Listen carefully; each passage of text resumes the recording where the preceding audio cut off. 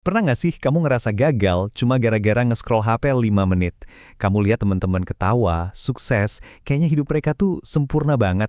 Nah yuk kita bedah bareng-bareng kenapa kita bisa ngerasa kayak gitu.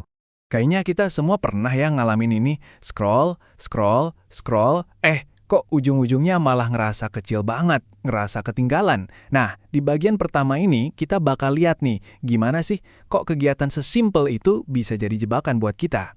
Coba deh bayangin, kamu lagi santai-santai, buka Instagram, terus tiba-tiba jreng, muncul foto liburan ke luar negeri, teman beli mobil baru, pesta-pesta seru, pencapaian karir yang gila-gilaan.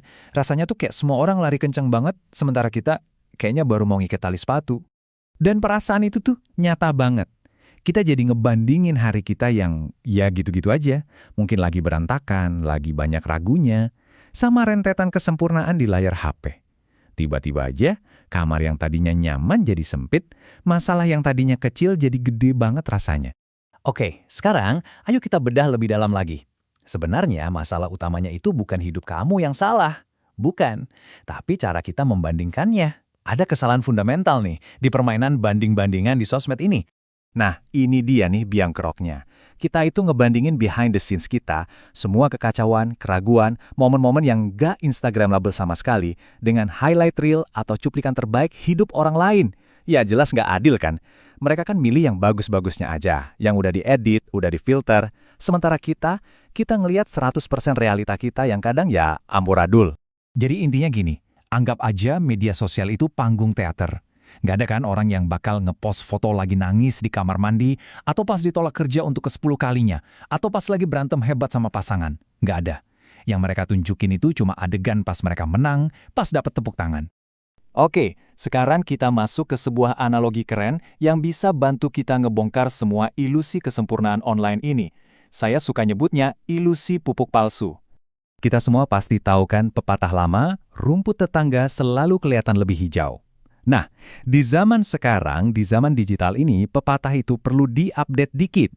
Rumput tetangga itu kelihatan lebih hijau bukan karena aslinya lebih subur, tapi karena seringkali disiram pakai pupuk palsu. Apa itu pupuk palsu? Yaitu tadi, filter, angle foto yang pas, caption yang dilebih-lebihkan, cerita yang cuma setengah bener. Ironisnya, kita bisa jadi iri sama kebahagiaan yang bahkan gak beneran dirasain sama orang yang ngepost. Siapa tahu 5 menit setelah foto bahagia itu diupload, mereka juga balik lagi ngerasa biasa-biasa aja. Oke, kita udah ngerti masalahnya, udah ngerti ilusinya. Terus solusinya gimana? Jawabannya simple, tapi butuh usaha. Kita harus ganti peran. Dari yang tadinya cuma jadi penonton, sekarang kita harus jadi pekebun di kebun kita sendiri. Coba deh renungin ini. Setiap detik yang kita pakai buat ngiri, buat kagum sama kesempurnaan palsu orang lain, itu tuh energi yang kita curi dari kemajuan kita sendiri.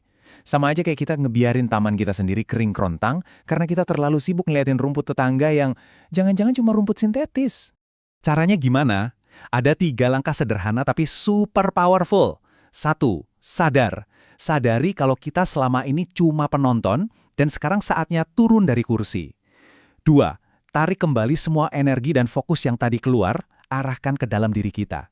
Dan yang paling penting, 3. Mulai rawat kebun kita sendiri, siram rumput kita sendiri.